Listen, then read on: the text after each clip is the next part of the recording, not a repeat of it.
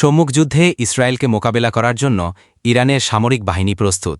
এক্ষেত্রে ইসরায়েলের প্রতি কোনো দয়া প্রদর্শন করা হবে না, এমন মন্তব্য করেছেন ইরানের সর্বোচ্চ ধর্মীয় নেতা আয়াতুল্লাহ আলী খামেনি।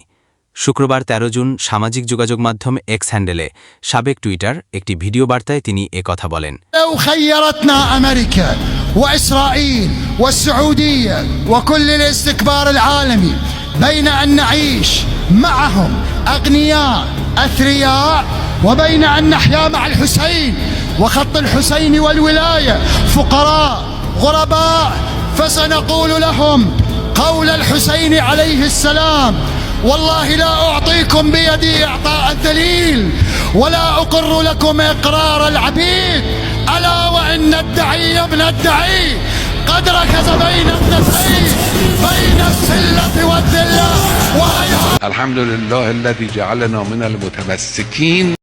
খামেনি বলেন, ইরানে হামলা করে জায়নবাদী শাসক গোষ্ঠী একটি বড় ভুল করেছে। এটি একটি গুরুতর অপরাধ এবং চরম বেপরোয়া আচরণের বহিঃপ্রকাশও। এই হামলার ফলাফল হবে গুরুতর এবং জায়নবাদী শাসক গোষ্ঠী ধ্বংস হয়ে যাবে। তাদের হামলায় ইরানে যারা নিহত হয়েছেন তাদের রক্ত এদেশের জনগণ বৃথা যেতে দেবে না। ইরান নিজেদের আকাশ সীমায় অনুপ্রবেশও সহ্য করবে না। আমাদের সশস্ত্র বাহিনীর সদস্যরা প্রস্তুত, দেশের সর্বস্তরের মানুষ তাদের পাশে আছেন। তিনি আরও বলেন, এই অশুভ, ঘৃণ্য এবং সন্ত্রাসী জায়নবাদীদের শক্ত জবাব দেওয়ার সময় এসেছে।